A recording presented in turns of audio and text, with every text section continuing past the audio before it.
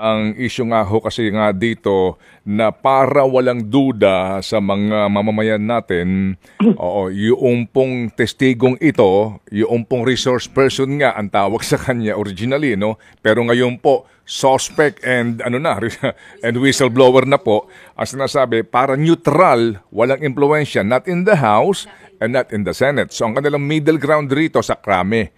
Pero kahapon po, ang debate mainit, kaya po napunta sa City Jail. Pero ngayon po, sinasabi nila, we prefer doon na lang sa Senado kung gusto nyo. Kasi nga, tingin ho ninyo, mas safe po doon itong si Bryce. Yun po sinasabi nyo. Ngayon, ito pong punto, Sir Terry. Kasi ngayon, Sir, ang damdamin ng mga nanonood, nagmamasid is that para bagang kanya-kanya na kayong interest, no? Ang Senado, kasi nga sila Diskaya ang binakbak ang pinagbabangkit mga congressman. Si Speaker Romualdez, si Zaldico. Tama? Oo. Tapos sa Congress naman, ang pinagbabanggit senador. Oo, senador. Alright. So para bagang ngayon lumalabas na parang ito ho siguro, alam po ninyo, ang damdamin ng iba, parang kanya-kanya na hong agenda ito. Ano pong tugon nyo doon? Tingin ko po hindi naman. Kasi halimbawa, doon po sa Senate testimony po niya, Curly Diskaya, winasak din ho niya yung sarili niyang testimonyo sa harap po ng Kamara. At more particularly, wala din naman ho masyadong detalye, kundi pagpapangalan lang po.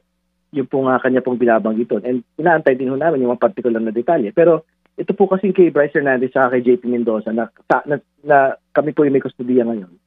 Napakadetalyado po ng mga binabanggit po nila. More importantly, the screenshots po.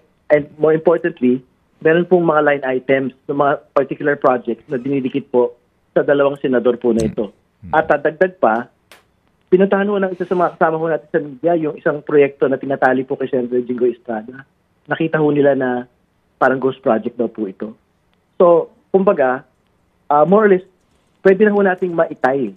Ito po nga mga senador na ito sa aktual na pagkakaroon po ng ghost project kasi buo mo na yung DPWH, buo mo na yung kontratista, which by the way, mga Diskaya link firm po yung involved po doon. At kulang na lang po namin sa totoo lang, yung confirmation sa BICAM kung talaga po bang proposal ito ni Senator Jingo Estrada. Pero sir, well, as you know siguro, Congressman Terry, di po ba, no? Kwento po lang naman po ito, no? Kahit na po siguro ma-identify na sila, assuming lang ho, no, na sila ang nag-insert nung budget, wala pa rin po kasing, kumbaga, ano lang po yun maaring sabihin po, circumstantial, ako nagsingit, pero ginamit sa ghost, no, sa anomalya ng mga proyekto, pero yung actual talaga dito po na magdidiin sa dalawa, kung sakasakali man, kung sabihin nung Alcantara na naghatid ako ng pera, may personal knowledge, yun po, yun ang wala hindi ho ninyo natumbok doon si Alcantara. At si Alcantara po, ngayon, hindi siya na-contempt, no? Hindi siya naka-detain, sir. Hindi pa natin yung natumbok ngayon. Di ba? Pero I think over the course of the hearings naman po, pangalawang hearing pa lang ho ito, marami naman mga bagong detalye ho na nag-emerge. Marami na mga bagong admissions. So for example, yung screenshots na pinalabas ho versus Senator Joel Villanueva na parang nagyayabang siya na majority leader siya ng Senado at hindi lang daw siya congressman. Inadmit ho niya Engineer Alcantara nung hearing po namin na talagang conversation po nila yon. Ang palusot lang niya, hindi naman daw po ito tungkol sa mga flood control project. So, ano ho yan pagdadagdag ho ng mga detalye yan in the course of the inquiry. No? So, kumbaga, kung ano man ho yung makuha namin hanggang matapos po yung mga pagdinig. Ibibigay naman ho namin yan doon sa magpo-prosecute po sa lahat po ng mga nasasangkot po. Opo. Yung nga po, kasi nga, ang sabi nga po ng iba sa bandang huli, hindi po tatayo ang anumang pong criminal case. In this case po, graph po ito, no? At ay klaro po na usapin po ng korupsyon kung wala talagang solid, no, na ebidensya at testimonya na manggagaling sa mga tao na may personal knowledge. Itong si Engineer Alcantara, sir. Bakit po hanggang ngayon hindi pa rin po siya cited in contempt? Considering po din na meron din po siyang inconsistencies at meron pa rin po siyang klaro na pagsisinungaling. Wala na po ninyo, ayaw din ho natin kasing minamalit o minamalaki. No? Ito po nga paggamit ng content powers. No? Kasi, siyempre, pagka ho, lagi yan na lang yung ginagamit po ng komite, parang nagiging mababaw na lang ho yung pong paggamit po ng content powers. Kasi ang pagtingin naman ho natin, marami po pwedeng sabihin talaga si Mr. Alcantara nang hindi ho siya na contempt. Kasi kailangan ho natin linawin to date, no? Kung hindi ho siya makikipag-cooperate sa authorities o sa lahat po na mag-iimbestiga, siya ho talaga yung madidiin dito bilang head po ng opisina sa lahat po ng pinag-usapan natin ghost project sa Bulacan. So, at the very least, kung makapagbigay pa ho siya ng mga dagdag na impormasyon na baka naman hindi talaga siya yung pinaka-guilty dito, baka pwede pang pag-usapan kung hindi ho talaga siya madidiin ng buo. No? So, I think kailangan maging maingat din ho tayo dun sa paggamit talaga ng ating content powers. At ito po yung sinusubukan pong gawin ng komite. Okay. Kaya ho ganyan po yung naging kalagayan. At mainam po naman yan kasi po sa nagdaang 19th Congress, naging saksi din po ang bayan sa kumbaga dalawasingkong contempt na ginawa po noong nagdaang mga komite. Sir, yung po kasing BGC Boys, ano po, no? At meron po kasing, nung una pong first session ninyo, meron pong nag-manifest nga, no, na kung maaari, lahat ng mga inilalaglag ni Alcantara na underlings niya, imbitahan. Kasi ang lagi niyang katwiran, sorry po, I was negligent dito sa aking responsibilidad. Pirma lang ako ng pirma. Di ba? Talagang may pakana dyan, itong si Hernandez at saka yung mga nag-a-aproba. Nung pong last hearing nyo, meron po doong present pero we were kind of frustrated. Bakit po hindi sila binigyan sana ng pagkakataon na magkwento kung ano ba talaga ang instruction maliban dun sa isa? Sino po yung sinabi na meron na siyang death threat? JP Mendoza. Si JP Mendoza po. Isa lang siya. Pero di ba sir, naandoon yung lahat ng mga sinasabi pong inimbitahan nyo nung una na pumipirma bago po ma-release yung pera, yung bayad? Yung isa kong nandun, I think si RJ Dumasig. At si Bryce, tsaka po si JP. No? Yan po yung mga staff po ng opisina po na yun.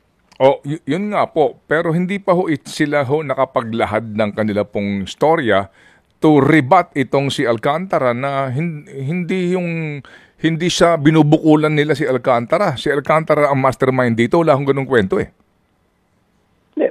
Hindi pa naman tapos yung pagdinig. No? So I think ayaw din naman ho natin gawing masyadong mahaba dahil kumbaga importante din ho maunawaan ng tao yung mga mayor na mga punto na gusto hong abutin po ng komite ng araw na yun. I think naging successful naman po kami. So I think in the course of the next hearing, kasi alam ba, si RJ Dumasig ho, siya ho yung project engineer doon po sa Baliwag, Bulacan Ghost Project. So makakahingi pa ho tayo ng dagdag pang detalye mula po sa kanya. No? So I think maging mapagpasensya lang po yung mga kababayan po sana natin na iniisa-isa ho natin, gusto natin maging maingat para makapag-confront din po talaga tayo ng mga actual na mga dokumento at hindi ho tayo nagtatanong-tanong lang doon sa atin pong mga resource person. Pero si RJ Dumasig ba nakapag-testify ito? Ang pagkakaalala ko, nagtaas lang ho siya ng kamay. I think hindi ho siya na-interpolate extensively.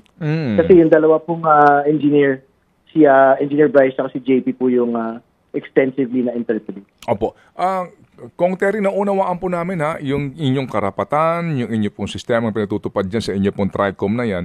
Pero kung mamarapatin lang po ninyo, kasi minsan masakit sa ulo manood masakit sa batok. Kasi parang ang gulo. Alam niyo ho ba yun? Meron na pong tinutumbok yung isa, ang ganda na po ng lead, and then mawawala doon, sayang oportunidad. Naunawaan po namin, ang inyo pong karapatan, kayo po nandidiyan at kayo po ang mga boss dyan, kayo mga committee chairperson, pero meron ba kayong paraan to put order in this hearing para po maayos? Di ho ba? Hindi po yung parang lumalabas na parang ang gulo, kumisa nga po, ang sakit sa batok. Well, siyempre kailangan ko po ipaliwanag yung proseso din po sa komite, no? At hindi lang sa komite po namin, sa lahat po ng komite ng Kongreso.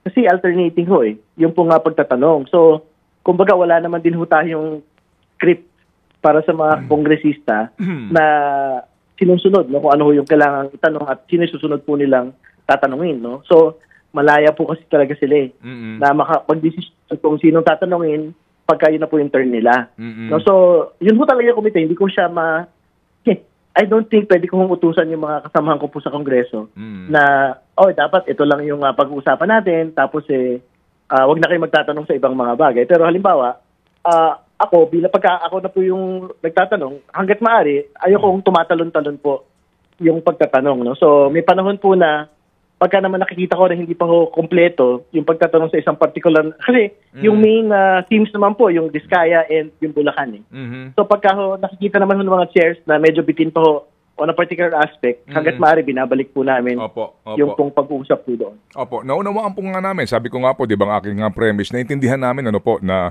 kumbaga wala kayong control dyan kasi bawat isang congressman, isang hari yon, no? Hindi ho natin may tatanggi yun. Yun ang hari sa kanyang distrito.